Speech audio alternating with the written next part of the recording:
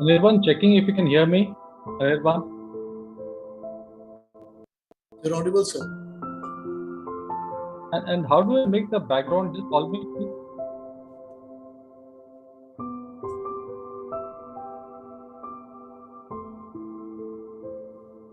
Sir, go to the start video down arrow, choose virtual background.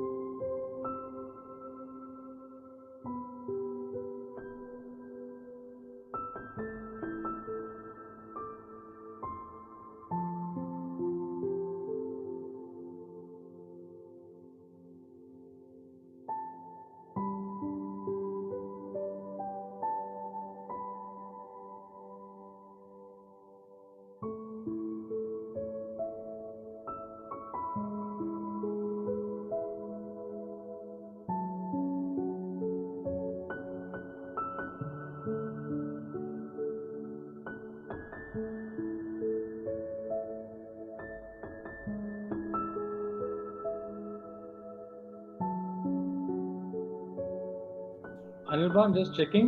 Is it coming okay? Yes, sir. Absolutely. Thanks.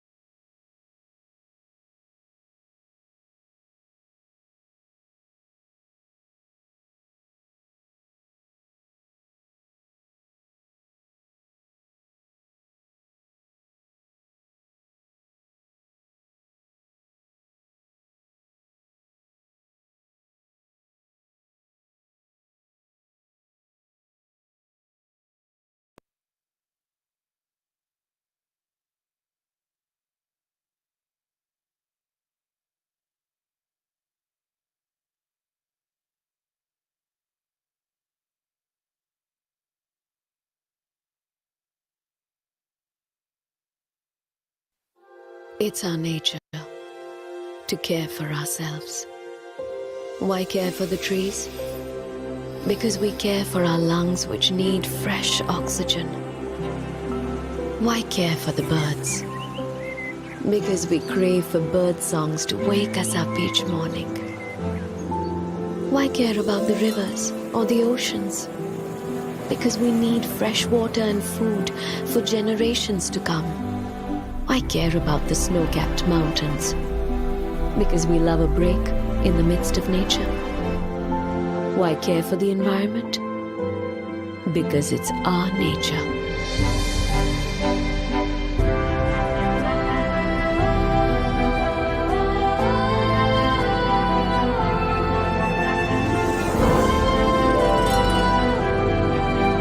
This Environment Day, let's protect our nature and build a greener tomorrow.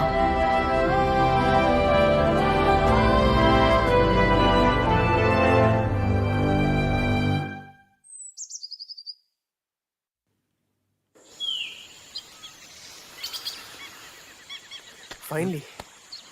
Camping just like the old days, huh? सही है यार. So, how's work?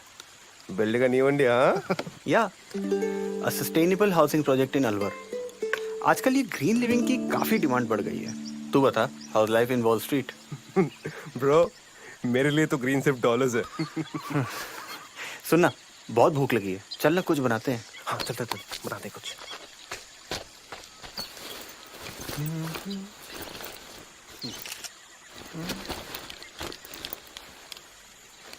Oh, shikes. Didn't pack the stove.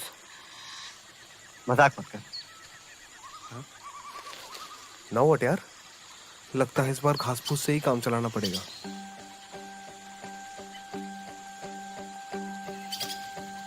एक idea है. क्या? बारिश से बचने के लिए जो एक्स्ट्रा प्लास्टिक शीट लाया था, निकाल. हाँ. वो कंटेनर भी निकाल. Okay. What? फिर से बिल्ड किया? हाँ? अगर खाना है तो पास वाली स्ट्रीम से पानी लेके आ. जा.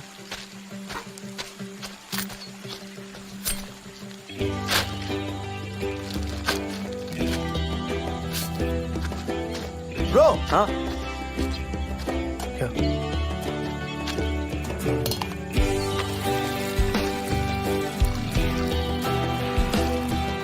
Bro, ये क्या है? ये पानी एक लेंस है. सनलाइट यहाँ से पास करेगी और इधर फोकस होगी. And this heat will boil the water. अरे वाह, clean energy. Yes, but cooking रोज तू करेगा.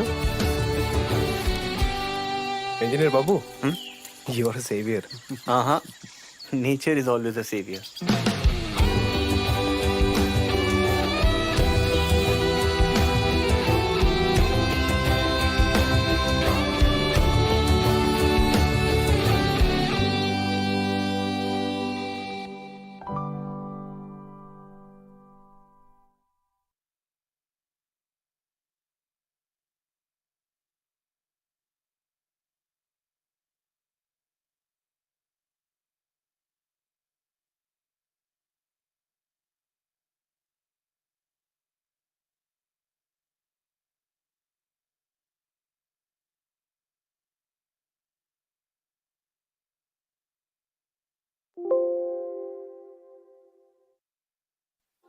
It's our nature to care for ourselves. Why care for the trees? Because we care for our lungs which need fresh oxygen. Why care for the birds? Because we crave for bird songs to wake us up each morning. Why care about the rivers or the oceans? Because we need fresh water and food for generations to come. Why care about the snow-capped mountains? Because we love a break in the midst of nature. Why care for the environment?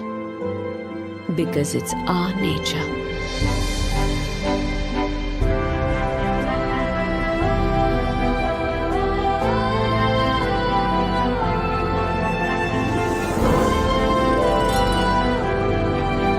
This Environment Day, let's protect our nature and build a greener tomorrow.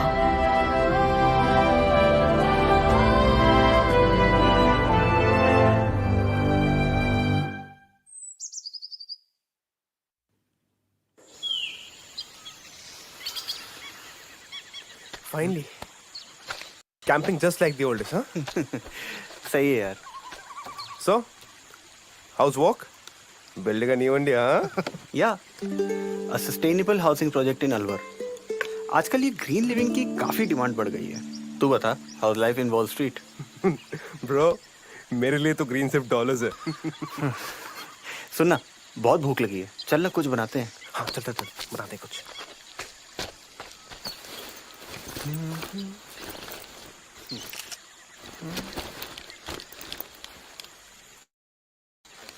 Oh, shikes. Didn't back the stove. मजाक मत कर. Now what यार? लगता है इस बार घास फूस से ही काम चलाना पड़ेगा.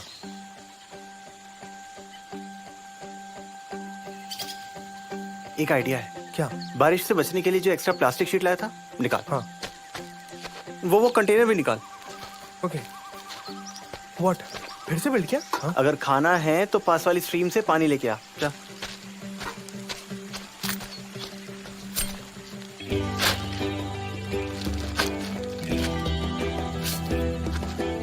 Bro. हाँ. क्या?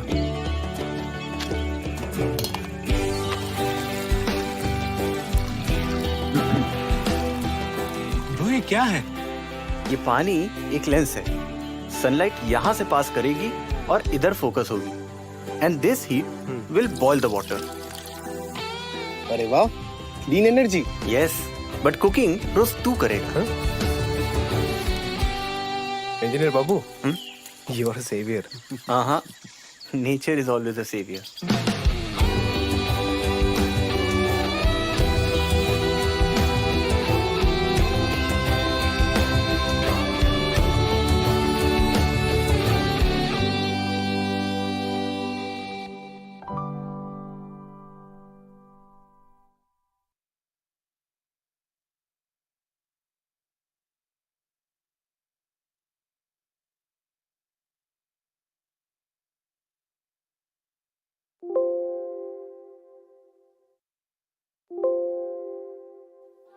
It's our nature to care for ourselves. Why care for the trees? Because we care for our lungs, which need fresh oxygen. Why care for the birds? Because we crave for bird songs to wake us up each morning. Why care about the rivers or the oceans? Because we need fresh water and food for generations to come. Why care about the snow-capped mountains? Because we love a break in the midst of nature. Why care for the environment? Because it's our nature.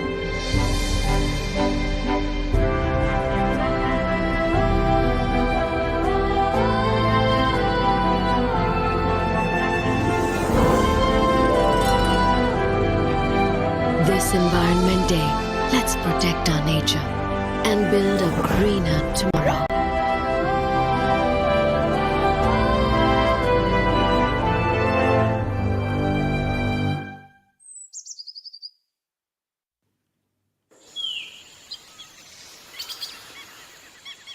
Finally. Camping just like the old days, huh? सही है यार. So, how's work? Building a new India, huh? या a sustainable housing project in Alwar. आजकल ये green living की काफी demand बढ़ गई है. तू बता, house life in wall street? Bro, मेरे लिए तो ग्रीन सिर्फ डॉलर्स है. सुनना, बहुत भूख लगी है. चल ना कुछ बनाते हैं. हाँ चल बनाते हैं कुछ.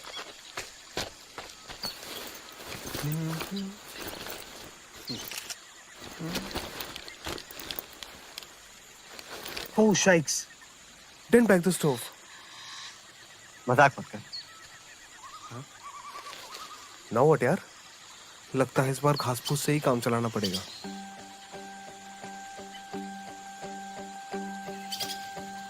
एक आइडिया है. क्या? बारिश से बचने के लिए जो एक्स्ट्रा प्लास्टिक शीट लाया था, निकाल. हाँ. वो कंटेनर भी निकाल. Okay. What? फिर से बिल्ड किया? हाँ? अगर खाना है तो पास वाली स्ट्रीम से पानी लेके आ. जा.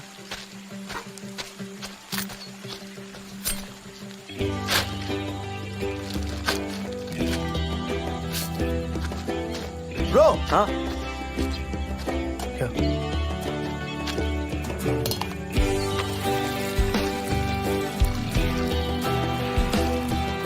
ब्रो ये क्या है? ये पानी एक लेंस है। सनलाइट यहाँ से पास करेगी और इधर फोकस होगी and this heat will boil the water. अरे वाह, clean energy. Yes, but cooking रोज तू करेगा। इंजीनियर बाबू, यू आर सेवियर। हाँ, nature is always a saviour.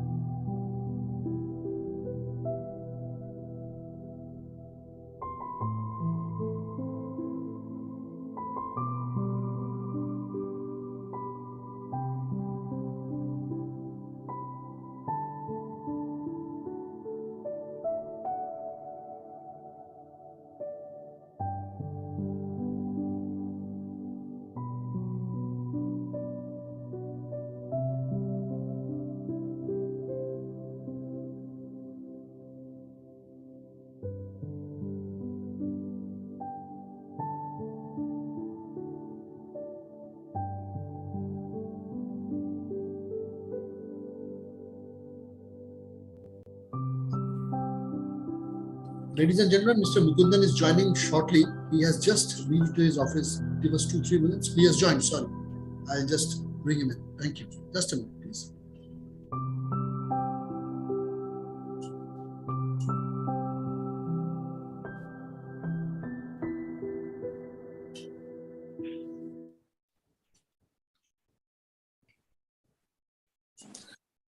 Good evening, good afternoon, good evening. Good evening, Mr. Mukundan, and good to see you. I'm TVS Shana here. I hope you can hear me and see me as well. Oh, very well, very well.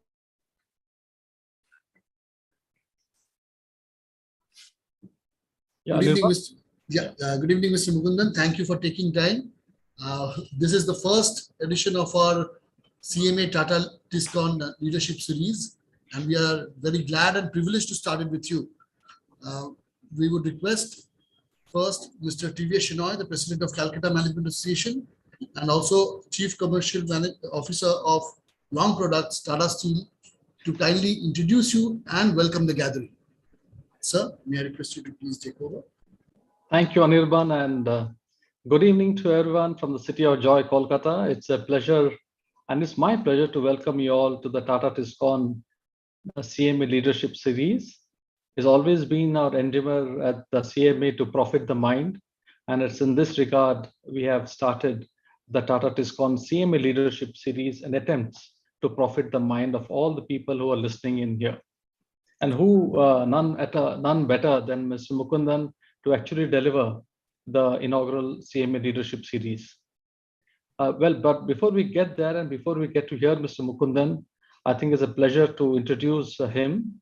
Mr. Mukundan is the Managing Director and CEO of Tata Chemicals Limited, joined the prestigious TAS, the Tata Administrative Service, in 1990, after having completed his MBA from FMS Delhi University.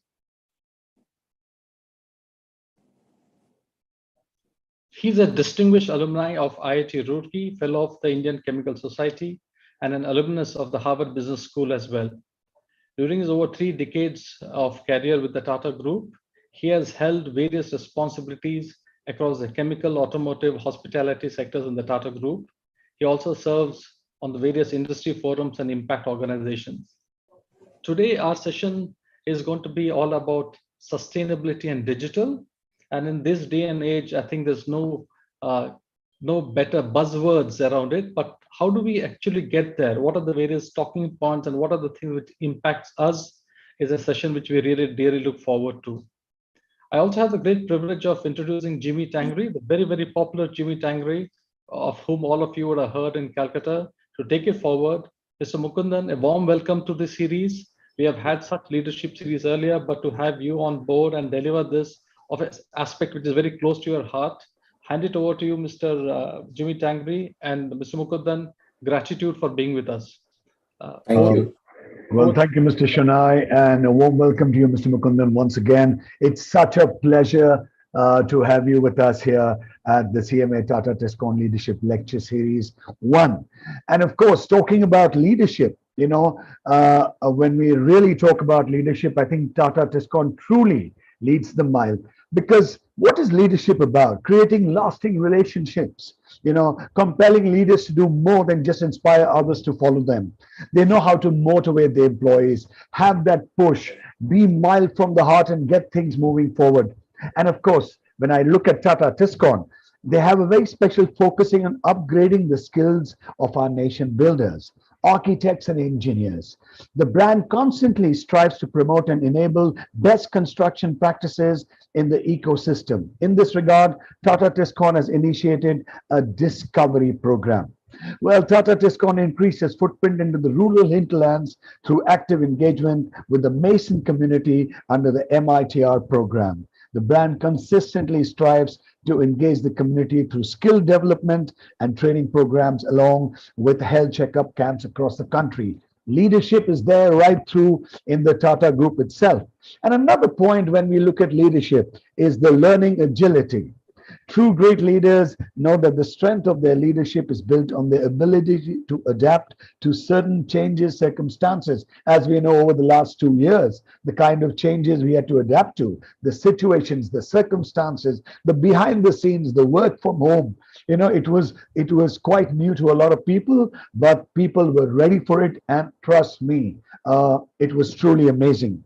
And if you look at Tata TISCON during the pandemic, Tata TISCON did not let its guard down while taking up the following measures proactively. Deployment of safety guidelines at the distributor and the dealer end, not just the company. Providing support to Masons under the MITR program and supported 1,500 Masons. This is truly amazing. Very few companies go beyond their organization, and Tata TISCON was doing just that. Transforming the consumer connect to the EGHC program and connected with over 12,000 consumers. And of course, another quality of leadership as we go on to see is being an effective communicator. We're all going to be doing it today in some way or another. So you're going to be truly awesome when you get across with your thoughts right here in this series. And powerful leaders know when to talk and when to listen. They are effective communicators and are able to clearly and sufficiently explain to their employees everything from organizational goals to specific tasks. Well, years ago, when it was decided to brand the rebar, Tata TISCON came upon its first challenge.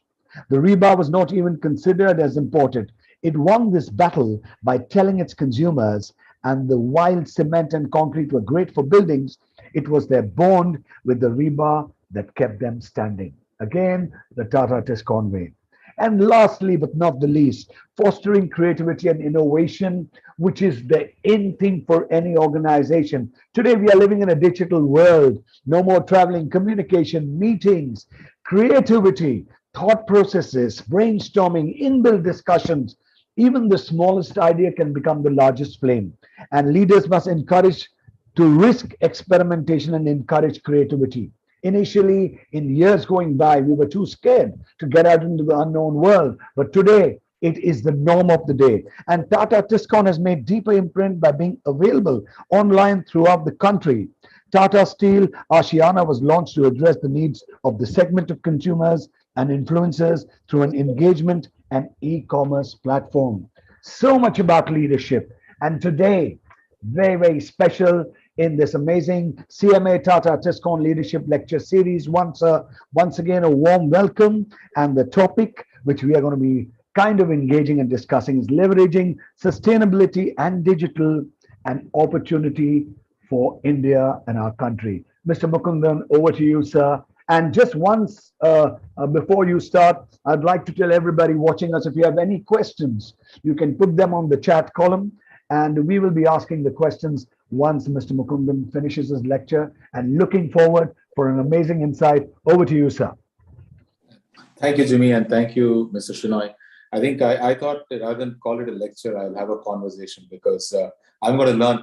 I'm in front of a lot of leaders on in this program, and I think through the aspect of Q&A or engagement, I think I'm going to learn a lot. So I'd rather keep it as an engagement, as a part of a process where all of us be in touch with things which are relevant for us. Before I start, since this is about leadership, I think let me start with what we were told, and since you called it Tata TISCON, in Tata Group, at least when we joined, there were only two broad pillars of the way we were told the business needs to be conducted. The first pillar was the purpose, find the purpose, and the second pillar was what is the kind of culture you're going to build. What will you be known by? As far as Tata Group is concerned, for years, it's been the same purpose, improve quality of life. So whatever we do, whether it's in Tata Steel or Tata Chemicals or any other Tata company, our engagement is fundamentally to improve the quality of life for our stakeholders, be it customer, be it employees, be it the community. I think we are constantly focused on asking that question. This more importantly, we want to build a culture wherein our approach is fundamentally around, I would say, leadership with trust. We want to lead, but we want to sort of do it in such a way that people can trust us. I know there's a background noise. There's a construction going on in Bombay of the metro rail. It seems to be never ending, but my apologies for that. I think they're running full steam today, just after a heavy rain. So I think they're probably making up for the lost time. Hopefully, I'm still audible and clear. Yes, sir. Absolutely audible and clear. Trust me. Perfect. Good. So I think if we can sort of layer that to say that if these are the broad contours of any business, and the purpose is to sort of engage in such a way that stakeholders value your business, and the way Tata Group has done that is to look at improving quality of life of its stakeholders. And secondly, your behavior will reflect not only one who will lead, but also someone who can, with his behavior, with the behavior, the way the business is conducted, that you can earn the trust. Trust is not something which you can which you can demand, but trust is something which you earn by the behavior. I think that's been the cornerstone of our approach to business. When you look at the landscape and how the landscape has changed the last few years, I think COVID has been a COVID has been a terrific accelerator, and it's been an accelerator on two fronts, in my view. The acceleration has been in the area of sustainability, because COVID has taught us that it is not just the issue related to how much shareholder returns we are making in terms of financial metrics, but it goes beyond that on how we are making those financial returns. If you see right through COVID, when you talk about companies which remained resilient, which remained agile, were all companies which invested in their stakeholders and the way they were engaging with stakeholders to build an ecosystem which was extremely positive, which was extremely value creating. The second element which I just wanted to say, can you just give me a minute? This noise is a bit too long. I'll just move my iPad to another place which is quieter, if you don't mind. Sure, sir.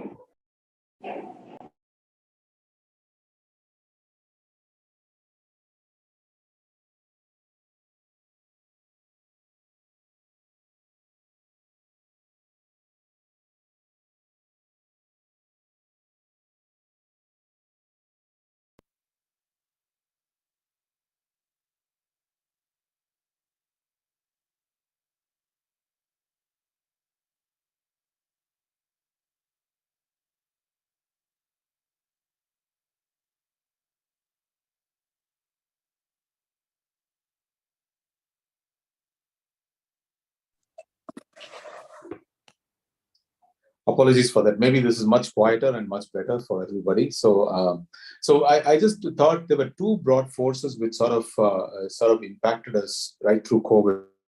One was we got to experience the power of digital.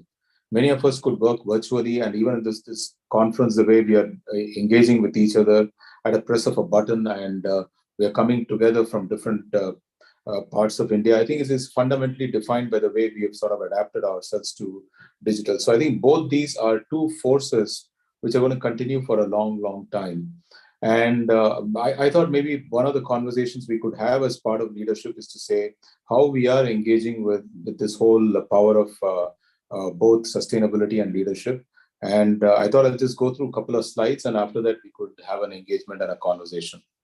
So I'm just going to share.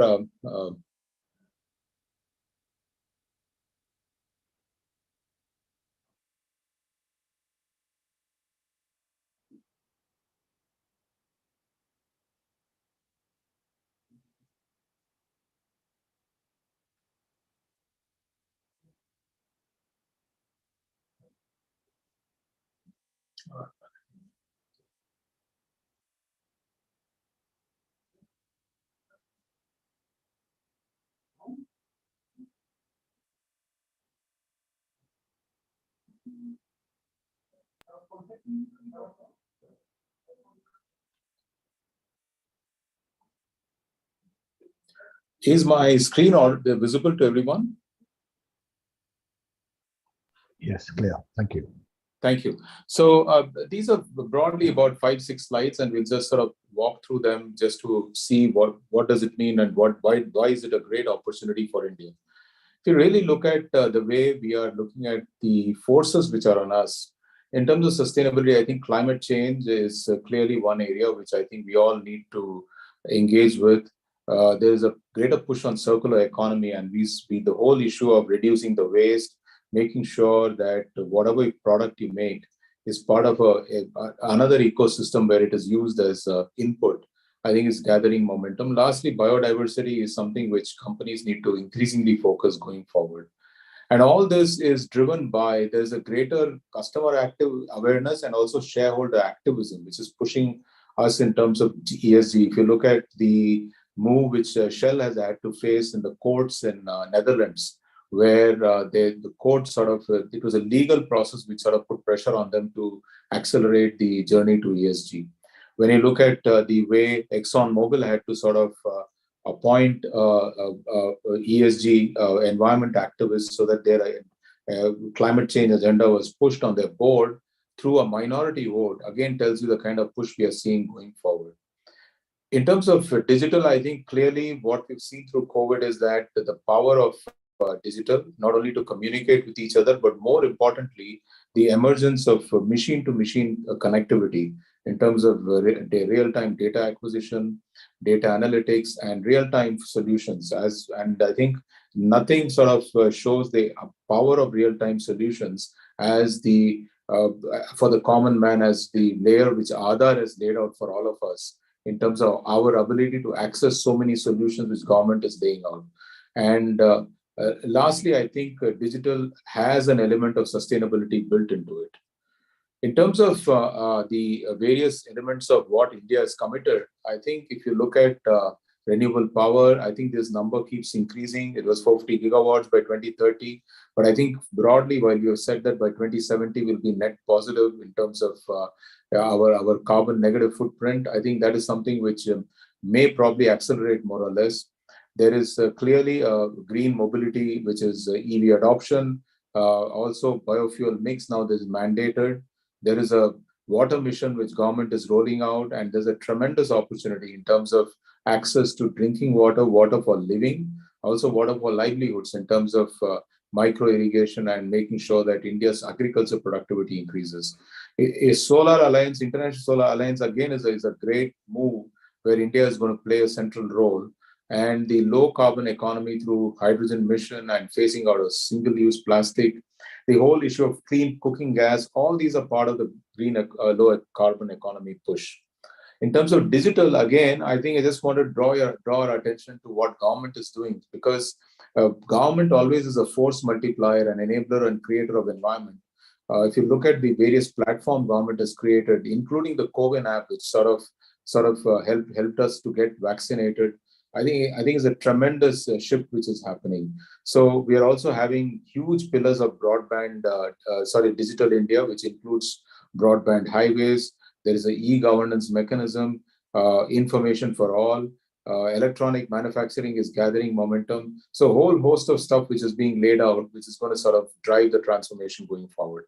So I thought broadly, what are we doing in Tata Chemicals? I'll speak about it, and then maybe we can have a conversation, because this is we are a company which started in 1939 in a very arid part of India, in Gujarat, and we have now operations around the world. Our largest operation, in fact, is in Wyoming in USA, and we have operations in Africa as well as in Europe. Europe is the smallest. Our large operations are in India, US and Africa, and our customer base is around the world. We got 3 R&D centers, one in Pune and 2 in Bangalore, and we look at broadly the technology solutions which are at not just on chemistry, but at the intersection of chemistry and biology, and intersection of chemistry and physics. And we call ourselves a company which is science focused. In fact, our purpose is to serving society through science. So we believe science is a solution for many of the issues we are facing today. Our values are SPICE, which is safety, passion, integrity, care, and excellence, all drawn from what the Tata Group has always said. Now, in terms of what has been our agenda on sustainability, we were probably the first chemical company in India to sign up for science-based target, which effectively means we have to reduce about 28% of our carbon emission by 2030. And we are taking concrete steps in this regard. Not that all our ideas are clear to us, that there are more to come. We have a pathway clear for most of our sites in Kenya, in US and UK, but in India, we are still working through our pathway. And the road journey is about 50-50 clear, which means there is a solution available 50% of the path, 50% of the solutions need to be worked out, but we've got time period to sort of think through which ones we want to pursue, which ones not. In terms of circular economy, I think we are more or less, actually our site in Mitapur is net water positive, but overall we recycle about 90%. A large part of this 10% recycling issue is because of the water drawl we have in UK, where we are taking the water from the river, which we put back into the river for cooling water purpose. Otherwise, this should be a much higher number. In terms of alternate fuel, of course, we use multiple types of waste to sort of drive our operations. And large part of our waste material actually is used to produce a product. We have a large cement plant in India, for example, which produces useful material out of all the waste which we have. Our approach has been to broadly put the whole issue of circular economy at the center of what we do. Our input is mainly seawater. and we produce all our products coming out of the seawater, and these products serve useful purpose in the area of manufacture of glass, manufacture of detergents, manufacture of pharmaceutical chemicals, other chemicals, and also food. It goes into food applications, and our fundamental output also sort of is the clean wastewater which we put back into the sea. Otherwise, almost every piece of what we produce is recycled and sort of is used to make a useful product. And that has helped us in many ways. It has helped us with the regulatory compliance. It has helped us to be a responsible care company. We have sustainable, it has helped us with community development. And fundamentally, this also has been enabled through our focus on solar, wind energy, greening of wasteland. We, in fact, were the first ones to sort of use mycorrhiza technology to sort of green the land which is close to sea using seawater rather than using fresh water. So, and that really has now scaled up to a large extent and has enabled us to green our areas around our factories. And we focus a lot on marine ecosystem because we have our major profits coming from the marine ecosystem. So we were the first company to sort of look at whale shark conservation. We've also looked at we've done about 1.5 million mangrove tree plantation already, and every year we're doing close to about 200,000 mangrove trees plantation. And we were first ones to also to successfully transplant coral reefs from Andaman and Nicobar, where there was a whitening of coral reefs to the coastline in Gujarat. And the second attempt, actually, we succeeded in doing the transplantation. This is a point about how do you use industrial scale carbon, reduce carbon footprint. We commissioned this year the first industrial scale carbon capture unit, which also produces a pharmaceutical grade. The good news is that now the carbon captured and processed is of such a clean order, the finished product goes into pharmaceutical industry. In terms of various elements of what we do in terms of sustainability with community, of course, we have a long list like most companies, but our focus, as I said, has been on the area of mangrove plantation. And then this number is a bit dated here. What I was giving as 1.5 is closer to the number we are today. And whale shark, and also building the water capacity for the communities we engage with. This is a picture of the whale shark project. It is actually one of the India's benchmark project in terms of conservation, and has been a great partnership with the Gujarat state government and also International Fund for Animal Welfare, and has created a massive awareness campaign in the fishing folk to sort of protect this species, which is it's a bit like we're doing Project Tiger, which we have on terrestrial land to marine ecosystem. And various recognition it has got over a period of time. In terms of digital, now shifting to digital, I think this has been a big accelerator during COVID.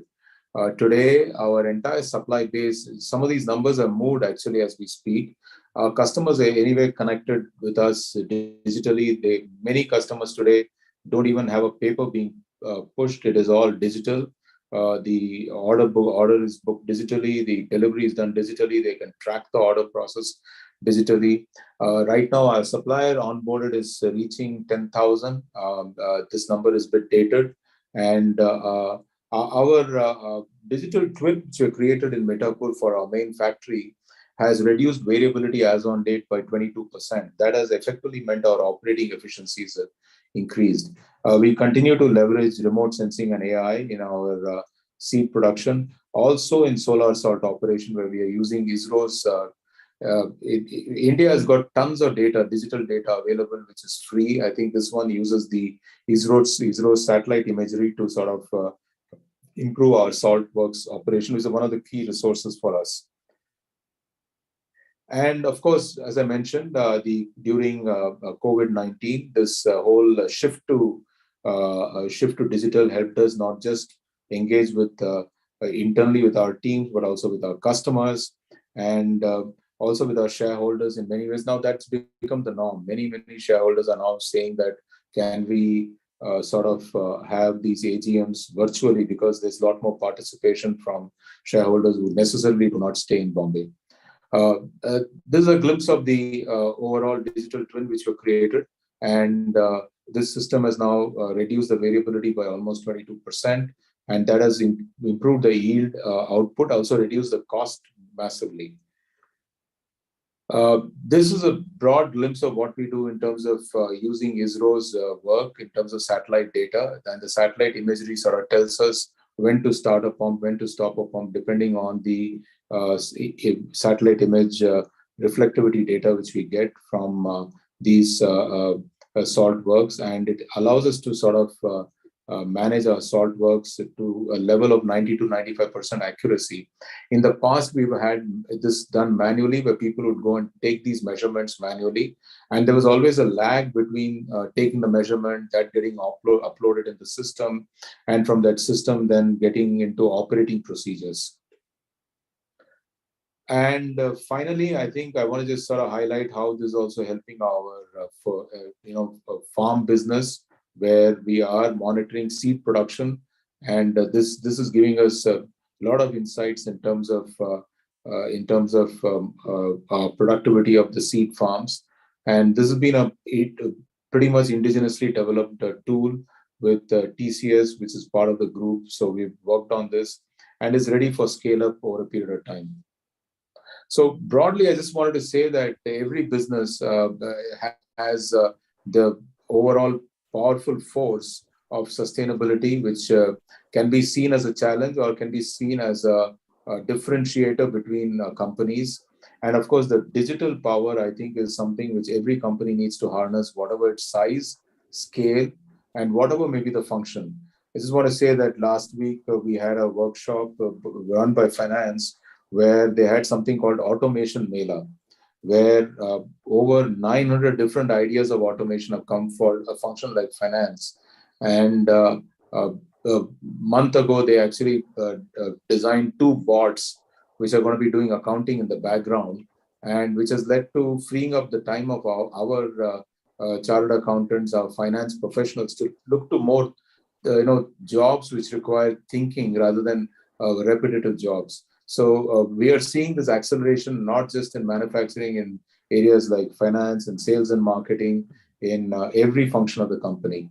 So I just wanted to end this, and I said the leadership is about picking up the trends and then leveraging those trends for a massive inflection point for the company, for the customer, for the employees.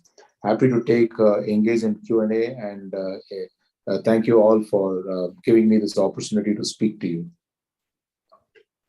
So that was a beautiful insight, and very precise and very tight. Thank you so much for that. And we've got a couple of questions which have come in. I hope you can hear me. Yes, I can hear you very much. Yeah. First thing is that we all are aware that the digital engagement and has taken the country by storm, taken the world by storm due to pandemic. Now, how did COVID drive digital change in the chemical industry?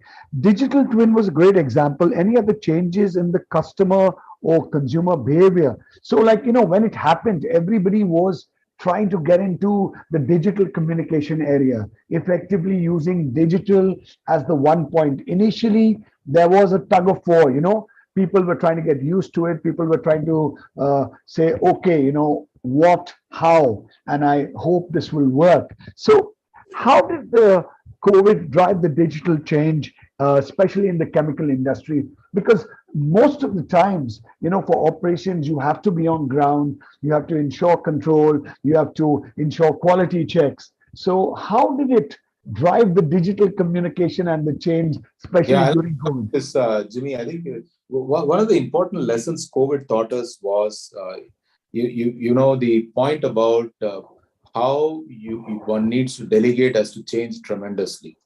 Because when the rules and regulations were framed, suddenly we found our plant heads were stuck in one district. For example, our Cuddalore factory, the plant heads were in Pondicherry, and they couldn't even cross the border to go into Tamil Nadu because that's where the plant was, even though it was only 10 kilometers away. And imagine the plant head has to then tell the shift engineers and the workers how to do a safe shutdown, start. First time they started to use the power of FaceTime. So really, this is like running the operations not virtually, but also looking at safety and multiple aspects remotely. And this was not just there; it was also in Nellore plant, where majority of our staff are staying in Tamil Nadu, but the factories in Andhra Pradesh. Of course, all this got streamlined. People could travel freely, but I think fundamentally we learned the whole power of how do we sort of use digital. And what came to my mind was we were not listening to our youngsters, because I do remember when I went to the factory, one of the young graduate engineers told me, "Sir, I've designed an app for us to do a safe shutdown and restart of the air system." So I said, "Show that to me." So he had actually on a mobile phone in his free time, he had designed the entire air system, compressor onwards. How do you sequence the shutdown of the valves? And in fact, we co-opted him to be with us for the IT department. But the fact is, we were not listening to them that deeply as we would listen now, because we've seen the power, including our customers. For example, for our food factory in Nellore, the customers like European customers, the approvals all came virtually. These people couldn't travel from Europe, so they had a virtual plant visit where our teams had to take them around the factory using the camera and then transmit relay the data real time. So every piece of the engagement, if you speak to our rallies team, they will tell you they were dealing with farmers in terms of farmer training programs on a digital platform. Then for the first time, they would take these iPads in the villages and have farmers sit around them and go through a training program for farmers, never done before. So what this has done is it has allowed us to scale and also allowed us to increase the reach of experts. No longer are the experts sitting in, for example, the expert sitting in our R&D lab now is able to speak to farmers in the field seamlessly. Otherwise, you would have had to travel. Maybe we were not using technologies which existed, but I think we have just taken them to duck to the water. Now we're all adapting to that in a very, very powerful way. Absolutely. I think it's reduced the communication gap, literally one on one. Anytime, anywhere, any place, you just pick it up and engage with the person at the other end of the world. And I think that's brought about very closeness, among business, among customers, among solutions which are happening across. Another question which has come forward saying sustainability comes at a cost. Is the customer ready to bear that cost? Because we do understand whether it be technology, whether it be putting things in place, it has an expense. And ultimately, that expense somewhere, brings a toll about in terms of pricing, in terms of little higher costs. So, how do you guys go about with it, and how does the consumer, kind of get treated in this regard in terms of cost increase because of the costs incurred for sustainability? So, good question. I think this has often been debated whether everything we are doing in terms of sustainability, because we know even for our current operations, we have to incur a capex of almost 1,800 crores or 2,000 crores to get to the numbers we need to. And that represents almost 20% of the capital which we'll have to spend going forward. So there is an issue on hand in terms of sustainability comes at a cost, but many parts of sustainability are low-hanging fruits which pay for themselves. And let me just give an example. In the past, for example, we would build large cogen plants where we would generate steam and power. Today, the cost of my internally generated power is close to 4 rupees per kilowatt hour.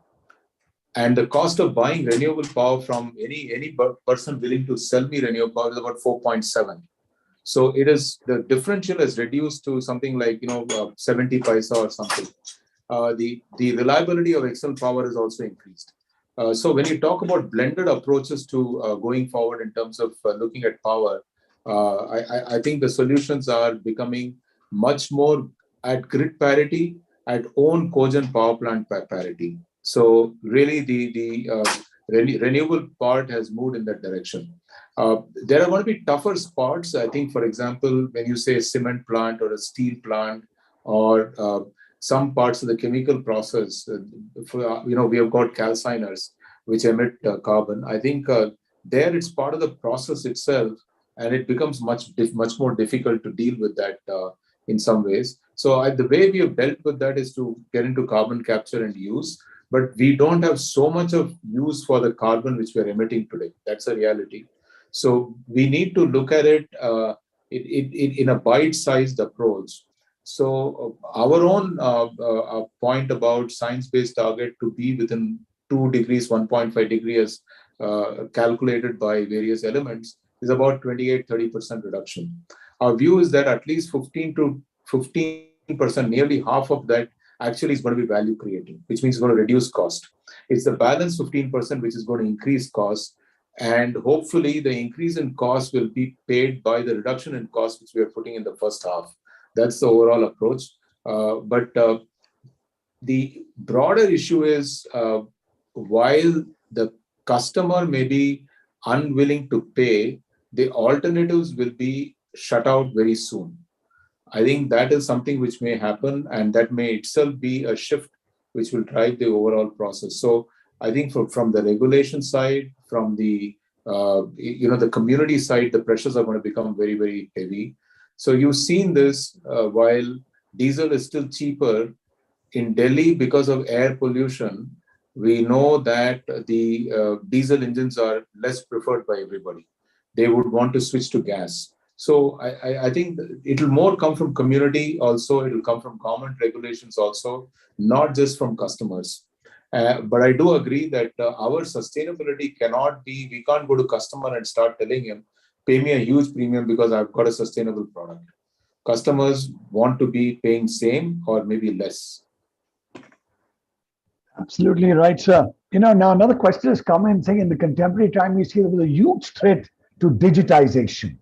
People were scared to actually get digitized in the sense of communication. They were worried that they would be hacking, people would get into the company areas. So, and there has been an implementation of cyber laws, to avoid digital hacking. In fact, when Zoom was first used, people were worried to use Zoom because meetings could be spied upon. People were getting in, people were knowing what was happening. In fact, there were cases and people were told, please don't use Zoom, it is dangerous. So, what are the certain remedies did you all use, in Tata Chemicals or as a Tata Group to ensure that whatever progress and whatever communication which was happening during the 1.5, 2 years solidly on the digital one, how did you control the secretive nature or ensuring that it doesn't get out or it's not hacked? Because I know a lot of organizations went way above and way far side to ensure that there was no hacking or there was no inroads into the communication which was on the net across the digital domain. So did you all do something particular, sir? So I think your point about upping the game on cybersecurity, being sensible about VPN networks, access control, these are all things which I think companies need to do to protect their assets and especially digital assets. And also you can be, big companies have been held to ransom where where their entire customer billing cycles have been stuck in, and then they've had to pay in cryptocurrencies to release that from these sort of hacking. And these the biggest one was Maersk, which is the container shipping line got hacked, and that led to some 3-4 months of dislocation of containers around the world. So we know these incidents have happened. The cyber criminals or cyber let's say crimes, they will be always trying to be one step ahead of, say, whatever security protocol you put. But I think very simple things like, two-step authentication, use of private VPN networks, use of common security protocols actually help you a lot. 99% of the time, this has been our learning, right through whatever audits we have conducted. The gates get opened by a disgruntled employee or an employee who commits an error of judgment in terms of not following the protocols and systems laid out. So it's more about internal employee education and engaging with them constantly. We think there is no remedy to that, but at the same time, we need to sort of work with the best. We, for example, have there's a Tata group-wide initiative on one network, which is called OTON, which sort of manages the cybersecurity of the companies within the Tata group. We've outsourced it to them. They bring the best professionals. They tell us what to do, and uh, as long as employees, more importantly, leaders follow what their IT departments are telling. Always starts with the leader saying that, listen, I don't want to do this because it's too cumbersome for me. And then, there's no, it's a watered down version. So leaders have to say that it doesn't matter if I have to change my password every, 4 weeks, I will change my password. How difficult it is to remember, I will try to remember. We've had these cases where people have said, don't change it. But I think these are simple things that IT department does, which helps us to protect. More importantly, you need to get professionals. We do ethical hacking all the time. We get outside people to come and hack our network. And I want to tell you, last time they did hack our network, and they told us how they got through. So there was a hole in the system which we have plugged. But every time you need to keep doing this because the firewalls are not that perfect any longer. The new systems are available to break into firewalls. You need to constantly up the game. But there is no turning away from digital. That's all I can say. I think we've got to say that we've got to up the game, and we've got to live through this process the way we've lived through. It's a bit like driving the car, right? You can't just stop driving the vehicle just because you'll have an accident. And we all I think digital is here to stay. Digital, and this is just the beginning of communications. Trust me. I think it's got a long way to go with a lot more coming up. And talking about, you said how you're connected to rural areas in Tata Chemicals through the iPad, through going across. Now, Tata Salt is known as Desh Ka Namak. Is the rural India, is it digital ready? You think rural India will adapt to digital the way it's been adapting, or people will still shy away? Because when you say Desh Ka Namak, it means from the heart down to the roots. So, do you think Yeah. digital, So I think the numbers, Jimmy. I think there are numbers and numbers. So if you go by percentage of people who are digitally connected in rural versus percentage of people digitally connected in urban, obviously urban numbers are 2 to 3 times the number in rural India. So there's no doubt there's a gap which is wide. But last month was the first time the rural connections are more than urban connections in terms of mobile connectivity. So it just crossed. But the number of people itself is more. So the denominator is much larger. So even if the numerator has moved up, we still has a percentage it will score lower. So it is an issue. And I think the quality of connectivity also needs to improve. But all I can say is that it's getting fixed. Every year, there's a massive improvement. Today, on a highway, you can travel from Delhi to Bombay on the 4-lane highway. You probably will hit few spots where the connectivity will be weak. Most of the spots, it's going to be pretty good. I think we are in a far better situation than before. The second point which we miss is that the people who actually take to digital like duck to water actually are the people whom we think will not take. For example, I know that my father was more digitally positively oriented to iPad than I was, just because he could read his newspaper by changing the font size. He said the physical paper, I can't change the font size, but he said if I get Hindu newspaper on my iPad, I can change the font size and I can read it much better. For him, that was a big deal. So even our generation behind us is more digitally savvy. Same way, I think the farmers are fairly digitally savvy in terms of if given an access, they have a problem of access, and we need to improve this access piece. Absolutely. Now, looking at sustainability and hydrogen, EV batteries, is Tata Chemicals doing something on this? Because that is going to be the next future. If you look at the chemical orientation, the electrical batteries, and the hydrogen, etc., is Tata Chemicals looking at this area seriously? See, in terms of batteries, we do have an R&D lab on both battery and hydrogen.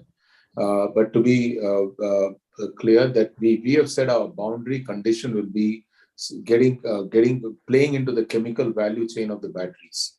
So already for every ton of lithium carbonate, 2 tons of soda ash are used. So our basic product is actually used in the value chain. More importantly, we're looking at how we can directly play in that value chain. It is still under study and nothing has been confirmed, but it's an area of interest. As far as hydrogen is concerned, we know we'll be a user of hydrogen. Our teams are working on hydrogen, but clearly, I think the roadmap is a little bit even more further down than the lithium one. So all I would say is that if you have to go to zero, which is zero carbon, I think hydrogen will have a big role. But we haven't figured out what role we will play.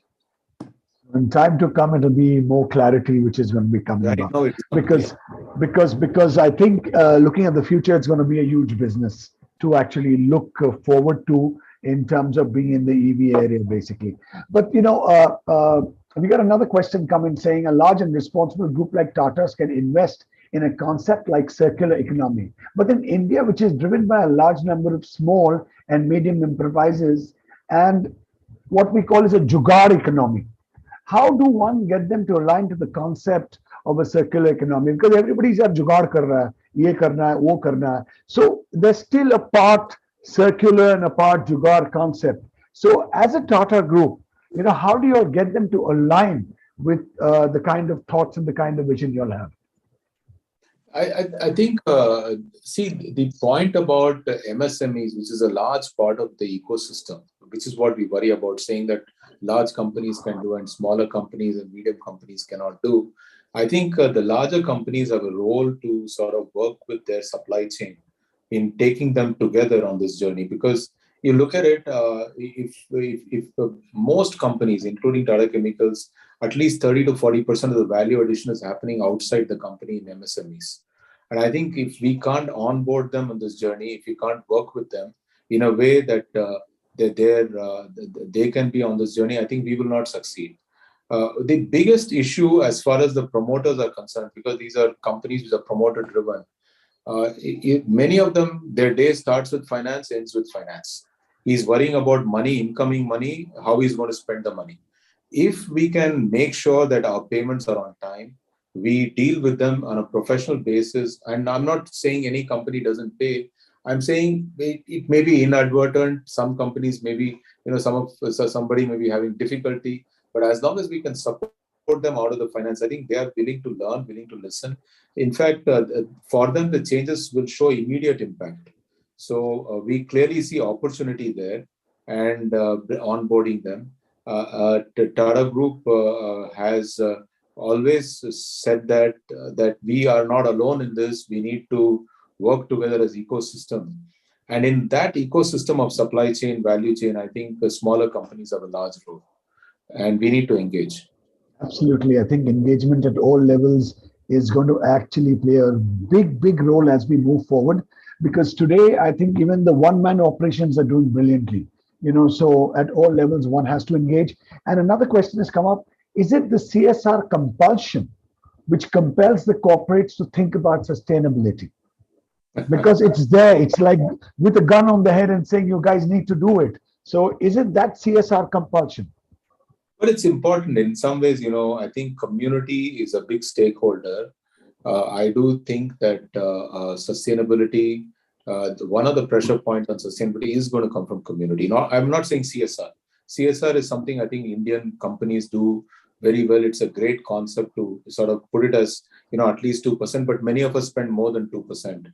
And I think we do it because we think we need to do the right thing.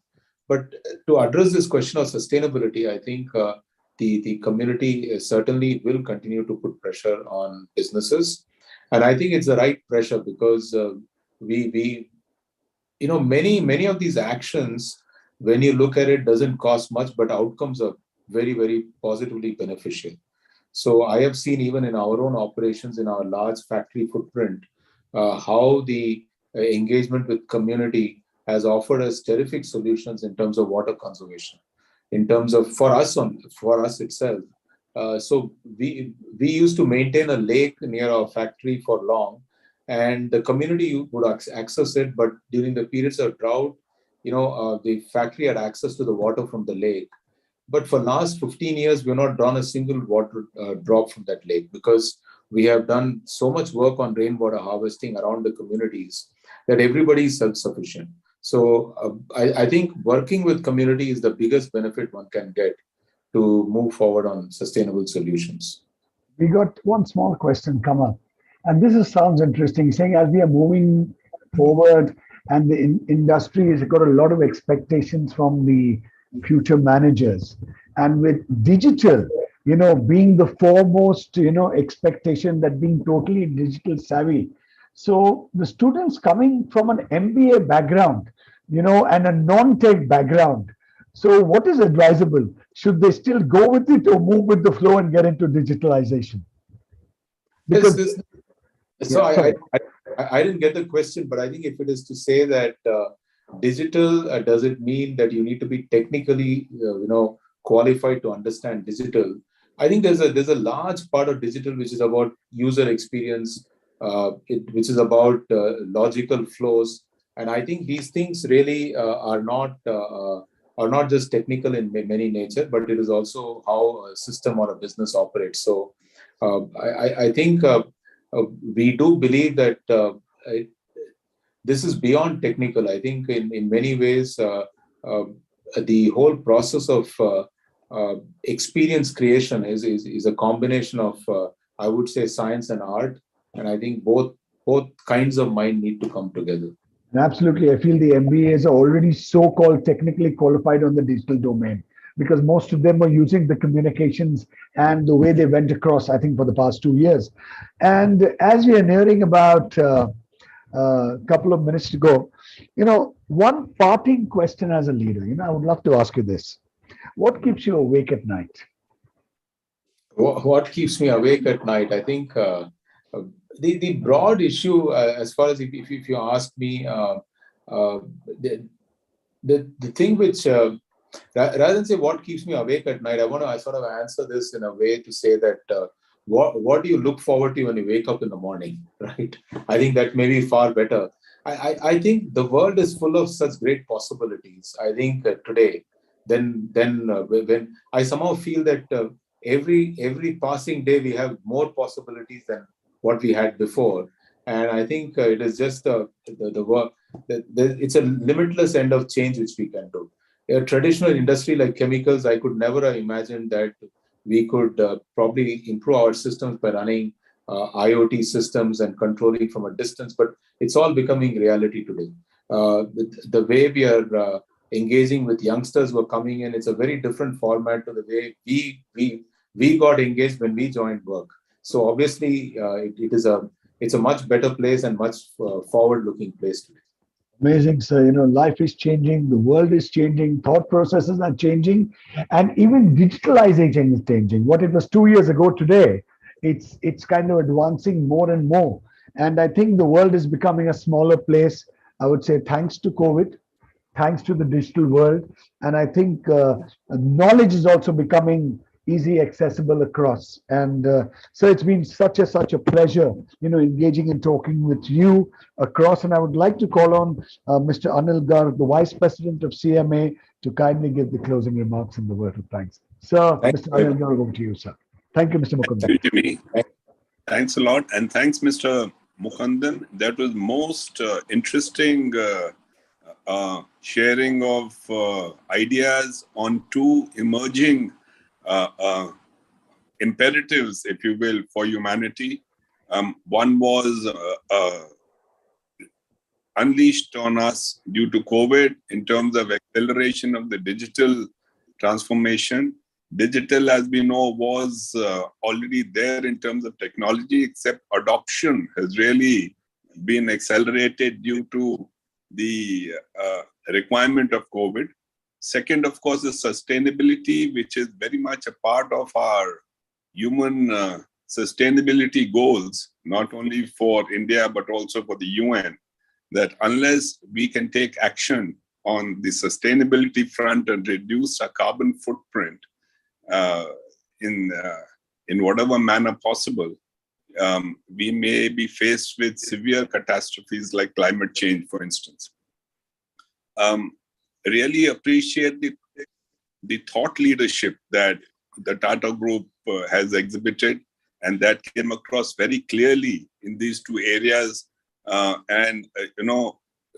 Like a question was asked, is sustainability something which is acceptable to the consumer?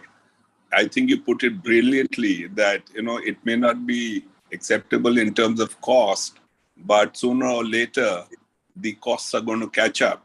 So it'll be better if some, forward-looking corporates like the Tata Group are focused on solutions which can ultimately be rolled out not only to the immediate environment, but also to the larger supply chains, which include MSMEs, etc. So I found it extremely enlightening that you could, articulate and share with us the actions that the Tata Group is taking across all its businesses, and how these are impacting us. And since this is the leadership series, really appreciate the thought leadership which the corporate is exhibiting and which you brought out so carefully and so beautifully. Thank you. It's my duty to thank IMA as well as the Tata TISCON, which have been associated with this talk, and also Jimmy Tangri for conducting the webinar, and of course the participants who wholeheartedly held it. So thank you so much once again, Mr. Mukundan, and all of the participants. Thank you.